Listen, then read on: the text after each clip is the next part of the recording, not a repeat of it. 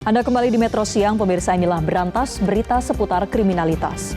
Polsek Medan Helvetia menangkap seorang dosen berinisial TR yang tega membunuh suaminya sendiri. Sebelumnya TR memanipulasi kematian suaminya seolah-olah korban kecelakaan. Kapolsek Medan Helvetia Kompol Alexander Piliang mengatakan pembunuhan terjadi di rumah korban pada 22 Maret 2024 lalu. Pelaku TR melaporkan bahwa suaminya RMS meninggal dunia akibat kecelakaan di depan rumahnya. Namun ketika pihak kepolisian mengecek lokasi, tidak ditemukan tanda-tanda kecelakaan di lokasi tersebut. Dari hasil penyelidikan dengan mengambil bukti-bukti serta hasil otopsi jasad korban, polisi menemukan luka-luka bekas penganiayaan. Polisi menetapkan istri korban sebagai tersangka. Sampai saat ini, motif pelaku membunuh suaminya sendiri masih didalami. Sementara pelaku tidak mengakui perbuatannya. Kecelakaan.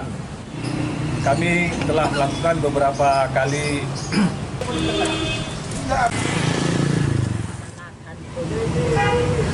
itu biarlah penyidik yang mencari dan Tuhan yang mencari. Ya, karma akan ada. Bukan kalau saya mengerjakan, saya ambil.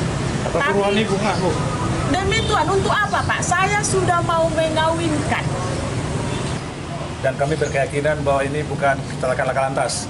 Ya, jadi kemudian perkara ini kami gelarkan, kami lakukan ekshumasi, bongkar kuburan lagi di Sidikalang, menetapkan istri dari korban adalah pelaku untuk sementara.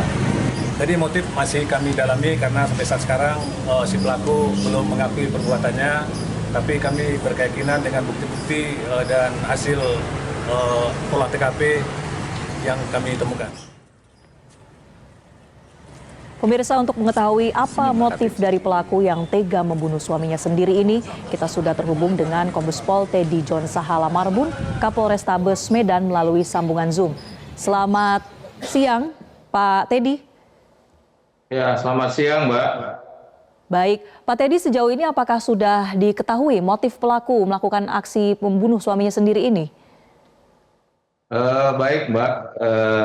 Dari keterangan Kapolsek sampai sekarang dalam penanganan terhadap tersangka saudari Dr. Tiromsi Sitanggang masih bertahan pada pendapatnya, Mbak.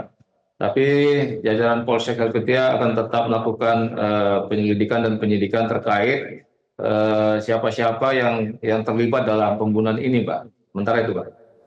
Oke, apa yang sebelumnya membuat polisi yakin bahwa ini bukan karena kecelakaan, tapi karena dugaan pembunuhan yang mengarah pada istrinya?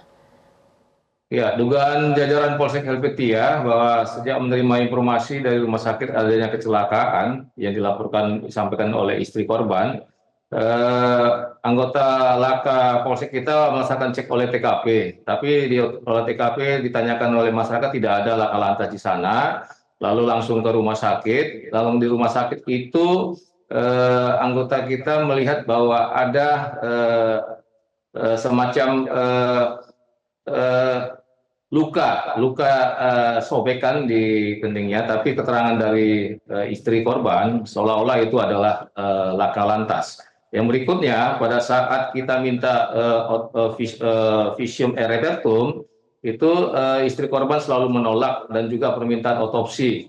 Sampai pada saatnya, karena kejadiannya malam, itu langsung dibawa ke Sidikalang. Nah, pada saat di Sidikalang juga, kita coba konsultasi dengan keluarganya, itu dari istrinya selalu menutupin. Sehingga pada akhirnya, karena ini kejadian tanggal 22 Maret, dan akhirnya pada saat sudah dikubur, ada surat dari pihak keluarga korban, dari marga Situngkir, itu membuat surat bahwa ada kejanggalan-kejanggalan. Nah, dari surat tersebut, jajaran Polsek Helvetia melaksanakan gelar perkara dan langsung melaksanakan tadi yang disampaikan oleh Kapolsek kami, melaksanakan eksaminasi, dan ternyata di situ ditemukan beberapa luka-luka yang diakibatkan benda tumpul, baik yang ada di sekitar kemaluan maupun yang ada di sekitar tubuhnya. Mungkin begitu, Mbak. Baik, apakah ada keterangan, Pak, ini sebelum korban akhirnya meninggal dunia, bagaimana kondisinya? Apakah betul korban ini mengalami penyakit stroke? Ya, betul Mbak. Jadi hasil keterangan dari penyidik kita bahwa almarhum ini sempat sakit stroke kurang lebih 2 tahun. Yang berikutnya sempat juga menyampaikan kepada keluarganya di Sidikalang, di Dairi, bahwa sering dianiaya oleh istrinya Mbak. Yang kedua, yang berikutnya, bahwa di chattingan itu kalau kita sebagai suami istri kan biasa ada bahasa-bahasa sayang segala macam, tapi di WA itu ada bahasa yang memang tidak harmonis lagi Mbak. Jadi setiap temuan-temuan tadi termasuk tidak adanya bukti kecelakaan ini yang membuat penyidik akhirnya menetapkan sebagai tersangka? Iya, betul sekali Mbak. Jadi berdasarkan alat bukti yang ada, termasuk adanya lemari dalam ini ada bercak darah, itu dijadikan salah satu alat bukti, dan juga rekaman CCTV Mbak.